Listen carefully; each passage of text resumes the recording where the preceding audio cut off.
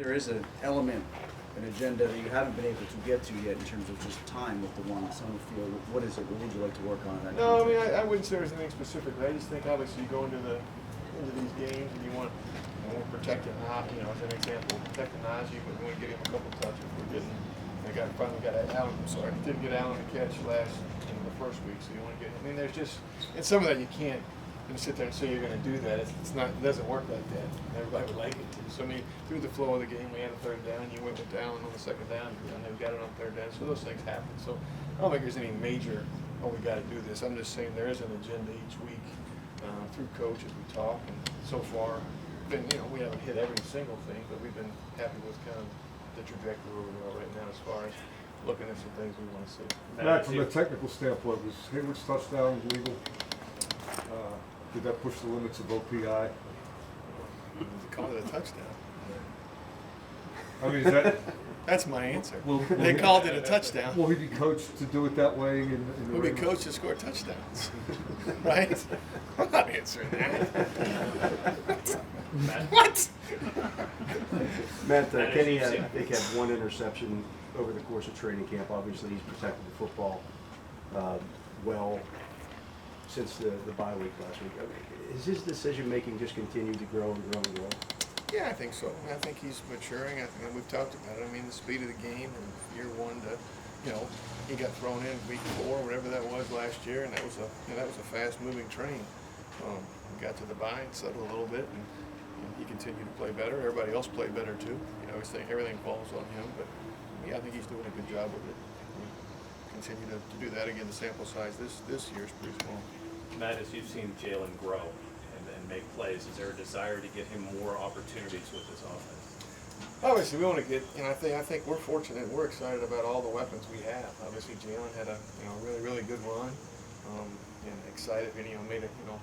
Got it all the way to the end zone. Finished a run. You guys were here. He finishes a lot of runs in practice, and that was really good for him to do that. But if you just back it up from the end zone.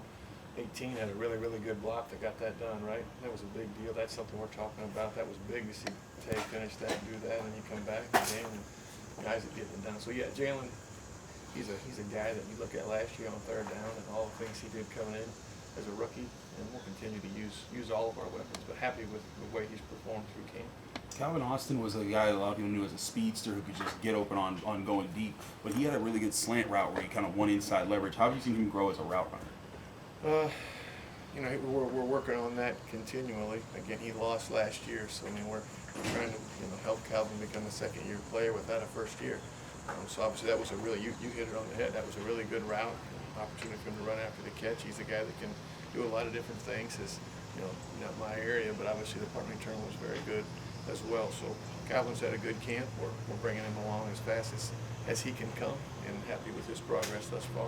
Matt, in your experience, is a good preseason can that carry over to the regular season and vice versa, or not? I don't think you ever want to have a bad one. I think if we're going to go out there and play, you want to do it. Again, we're not minimizing it that that there's not some things we're building on, and we're trying to stack days and do a good job. But it is the preseason. We all know that. Everybody we play has agendas and things they want to look at too. There's different rotations. You're putting a guy here and there, so it's not it's as close as we're going to get to the regular season. But playing somebody else, and I think that's always a good opportunity to see where you're at. But we're just going to come out and work really hard today, and just keep methodically moving forward, getting ready for the 49ers ultimately. Matt, Najee's only taken a couple of carries in preseason game action, and after the game he talked about there was a bit of a plan to kind of limit the workload a little bit. How much of that is keeping him fresh going into the season, and how much of that is getting more opportunities for Jalen and Anthony? A lot of it is keeping him fresh for the season. You look at what we asked Nash to do the last couple of years. You guys talked about it after his year one, right? How many touches he had, how many times he was on the field, the amount of plays, and all those things. And last year, we reference after the bye a lot. We ran the football quite a bit, and Nash was a big part of that. Not that Jalen wasn't, but so it's your body can take so much. We feel like he's done a lot, and we're going to continue to, we want to get him to the show and get him ready to go play for us. So it's been a systematic plan to keep him upright. At the same time, get him ready to play, and that's a fine balance for everybody. Based on the development of the rest of the running back room, do you still anticipate the carries to be divided similarly to the way they were the last couple of years, with Najee taking just that lion's share of them? I would say that we're going into it like that. Najee's our one. There's no doubt about that. I mean, I think we're protecting him and getting to that point. I would never want to. You guys know we're never going to lock ourselves into any kind of what it's going to be or how it's going to go. I don't think that's fair to anybody. But that's certainly we're planning on Najee, being Najee when we start the regular season. How much improvement have you guys seen from Dan Moore as he continues to hold off a first-round pick? I think he's had a really good camp. I think he's playing very well, and I think again Dan got thrown in as a rookie himself, right, and had to do a lot of growing up in front of everybody. And I think he's continued to grow and worked really hard. His technique's really, really good. I'm happy with where he's at. How much is having the way he finished the run, Warren? Have you always known he's had that finish ability, the speed at the end? We've always talked about his burst. Yeah. But the finish on a long It was a run. pretty impressive run right there. I mean, it wasn't like he was a really, to beat the safety and find a way to score, I thought it was a really, really good finish. I guess I'm referencing the way he practices, as you guys watch. I mean, practice is a challenge. You finish, you run, and Jalen, he finishes. Every day he does that and works it. I think you saw that in the game come to life. So real credit to him. How much has having 4 of the 5 offensive linemen back from last year starting accelerated what you guys have been trying to do? A lot. I mean, obviously, keeping them all upright last year was huge. That unit being together was so good. And you bring Isaac in, unbelievable veteran presence and a really, really good player. I've said it a lot. I mean, I think we'll go as far as our line takes us. We've got a lot of really good talent on the edge and skilled players. Pat can do a lot of tight end, and Darnell's coming, and Connor can do a lot of things. All that's great. You got to block them. We're always going to talk about that. You win up front, and as we've continued to grow and get better and better through growing up, through acquisition, through draft, whatever you want to say, I think up front we're getting better. The Bills look like they tried to disguise several different coverages, and Kenny Pickett didn't look phased in how they were approaching that. How does that open up more of the options that you guys draw up concepts to attack different things that defenses do? Well, I mean, I think that's probably a question more for Kenny. I mean, we're going to have, plays have answers for mostly every coverage, right? I mean, that's universal. That's not anything special. And I think, obviously, the game is slowing down for Kenny. Going back to one of the earlier questions, I mean, 1 to 2, and as it's going, I think Kenny sees it. He dissects the defense. He's getting the ball, to the right place at the right time. And I thought he stepped up in the pocket a couple times, and with his eyes downfield, and almost got Allen on one, got him on the next one. So I thought he played well, and I think the game's, I think he's seeing things very well. Matt, from maybe the outside, how overlooked is the wide receiver's abilities to block on this team? Well, I mean, I don't know how overlooked it is. It's just big runs occur when the wideouts block. And obviously up front, the linemen, their job is to give them a couple yards. The back's job is to maybe get through the line. The big ones happen when what occurred, what occurred a couple nights ago happened. Jalen got through. It was really well blocked up front. Jalen made a nice cut. Kenny got the ball where it's supposed to be, and then Tay finished it on the corner and got into the safety, and then went back to Jalen in a one-on-one matchup, and he finished it. So, everybody's got to do their job, but I think it's a big part. It's been a focus. It's been a point of emphasis by all of us, and certainly credit to the wideouts and Frizz for continuing to keep it at the front of the top of the list and doing a good job with it. 2 more. You mentioned Darnell. Obviously, when you guys drafted him, we all knew about his ability in the run game as a blocker. Is he a little ahead of schedule with what he's helping you guys do? I mean, he drew those 2 interference calls to get you a new set of downs. Yeah, I wish we could have. I wish we could have. You guys have been here, seen him make some plays. So yeah, I think we saw that on film. Obviously, to your point, I think he was. We all knew what a good blocker he was, and the way he could come in and help control the edge and do certain things at that point. So I think those are what we expected. But he has made some plays through the spring that kind of brought that to our attention and continues to do that. Speaking of tight ends, you guys have a ton of depth there. Do you imagine you'll keep 4 tight ends, and then how can you showcase that depth on game days? Yeah, that would be a question for somebody besides me as far as those decisions go. But I will go to your first part of your statement. We've got a really, really good tight end group. And I think Pat obviously made a play. We were talking about Darnell quite a bit. I think Connor and his flexibility is something we've all seen, and he makes a lot of good plays. I thought Gentry probably finished the game blocking as well as he has for a while, and I think Rod's really done a good job. So I think all 5 of those guys are doing a great job, and we're fortunate to have them, and we'll continue to coach them throughout the next game and this week and see what happens. Thank you. Thanks, Matt. All right, fire away. You got Peterson said he was super excited about the one snap in the dime he got with Porter out there.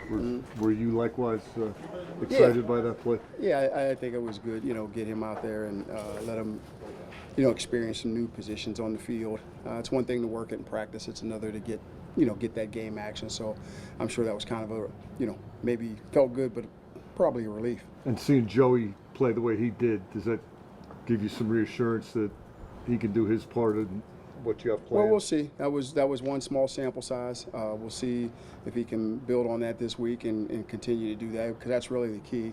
You can't make one. He goes in, has a good outing, and then we give it to him. It's like, we want to see those things, the good plays and the good things show up repeatedly. But from what you've seen of him in camp and then maybe even in the spring, does he have better hands than one career interception in 3 years would suggest? That's to be seen, but I think so. I think so. Along the same lines, Sullivan and Riley both made plays for you. Just overall, with the slot corner position, what are your feelings after 2 preseason games and a bunch of practices? I think those guys are both making a case that they belong. They've each made some plays. They've each shown improvement, which is what I'm really looking for. They've each shown improvement from game 1 to game 2. And so we'll see how it plays out here. I think it's still a tight competition. It's going to go down to the wire. And we'll see how that shakes out after this week's game. Levi Wallace made the point. I asked him a lot about Atlanta being the final tune-up game, and they're such a run-oriented team. Like, do you feel sound enough in the secondary if you're not tested a bunch by them trying to pass? He said, well, this is good for us because, we see San Francisco week 1. They love to run the ball. So, do you kind of think the same way it's good for the defensive backs to get up in the run game? A game like this is a dress rehearsal? Absolutely, because, our goal is to be the best run defense in the NFL. And you can't do it if your corners and your secondary guys aren't fitting to run and don't tackle. And so, yeah, this will be a great test for us. Those guys ran the ball well on us last year in the game we played down there. We were doing okay, and then they started really getting some holes there as the game wore on. So it's going to be a real good test for us in terms of how we hold up versus that run game. I think, and you will get tested in the pass game because these guys are chunk hunting in terms of play action pass. They're going to have that ball down the field, and our secondary is going to have to play well. Is this a game where you're kind of rooting for them to put the number 1 out there, Robinson? So you see a good test out of him? Absolutely. That guy, just a few snaps you see why he got picked so high. But I think, regardless of who's on the field, I think it's more of us and how we play and what we do is really the key and the things that I'm looking for.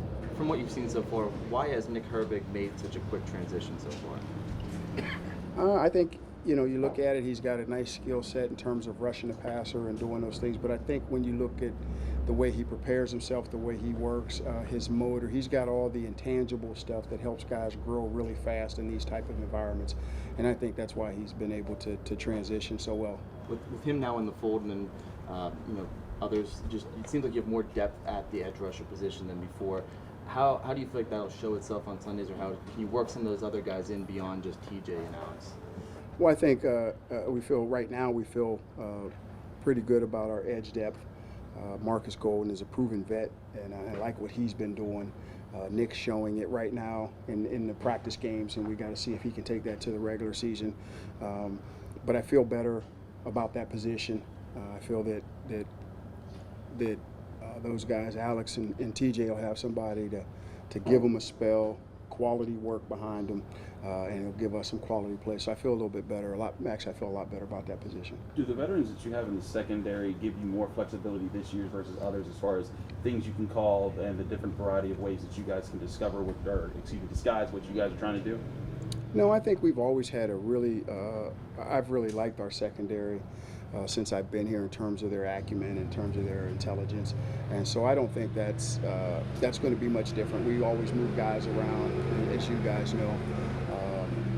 So we'll see in terms of how they fit. They may move around differently. They may move around and play different positions. But I think in terms of the structure and the way we want to do it, these guys can give us what we have been getting. Talking about moving around guys, some men could walk up and wreck some runs a little bit. Is the ability to move him around a little bit more more available to you because of the different mix of guys, you know, the ability to play pad inside or out and KZ and Neal and be able to mix and match pieces a little bit to free him up to do some of that different stuff. Yeah, I think that actually kind of started a little bit last year. He's been moving around a little bit more and has a little bit more flexibility. But, you know, as you guys all know, we'll make no secret of it, we like him patrolling the middle of the field because, you know, I feel he's the best in the business. But he does give us flexibility, and he does move around, and having those other guys there that maybe can do some of the things he does and not having a huge drop-off will help us, you know, facilitate maybe a little more of that. Minka's talked about before how much the details matter to him, how detail-oriented he is when he's studying, watching film. How do you see that translate, and how much of a difference does focusing on the little things matter for a player like Minka? Well, that's always been Minka. He's always been that guy. He's never, this is nothing new. And I think that's part of the reason why he's a great player. I think when you take a guy who obviously has outstanding ability, he's got really good football sense, but then he just works at the game so hard and you know, always trying to improve his craft. That's why he plays the way he does, and I don't think that's anything new. He's been doing that since he's got here. You know, I mean, it's important for all of us. But for guys that are really good, it helps elevate their game even more. I've heard a little bit that Levi Wallace has brought out Minka's more talkative social side. Yeah, Have you seen that change at all? Is there a noticeable difference to you? Okay. I was just going to answer that like, okay. No. They're great friends, and Levi's awesome, but like, Mink's never going to be a talkative guy. Isaiah, has he continued to take a step forward, and are you pleased with the depth you have with cuts coming here in a week on the defensive line? I like the depth we have on the defensive line. I think those guys, really, it's been a great competition, and there's going to be, you know, some tough decisions have to be made, because I think at the end of the day, we may lose a guy that we know can play in the NFL. And so I think those guys, Milk and all those guys, they've been doing a really good job. The competition's, it's a healthy competition, which is what I really like. The guys are pushing each other to be better, not, you know, being petty about stuff. And so I think it'll be interesting to see how this shakes out this last week. But I think it's been a really good group. Really like that group. With the nickelbacks, I know that you said it's tight competition. Is there room on a defense for two guys, or is that a position that you really only limit to one? I think there's room if you have another skill set. You know, whether, you know, Eli can play safety, Sully can play corner. If you can play another position and not your main position, I think that gives you an opportunity to keep two, or if one of them is a special teams demon. I think that obviously that really factors into things. If one of those guys is really strong special team and he doesn't win the job, he's still got a great opportunity to win a spot on the team. How have you seen DeMarvin Leal kind of embrace that role as a change of pace? He's such a different kind of body guy, and how can that be an advantage for him? He is, because you know, we got the big strong guys, and then you got this guy who's he's like a big athlete. You know, real slippery, flexible, really like unique for that big guy position, and I think he's embraced it. And I like it. I think he's kind of a Swiss Army knife that can do a lot of different things and create some problems for the other team. Is he like, if you're going up against Cam all game and then 98 comes in there, that's like a very, almost as different as you can get when you're talking about two guys playing defensive tackle. Absolutely, and it is, and it's no different than, you know, guys that maybe travel and cover receivers or certain tight ends, and then all of a sudden a different type body comes at you. It's a little bit of a change, and how fast can you adjust to it, and hopefully we win the battles in the meantime. Anything else? All right, guys. Thanks, sir. You got it.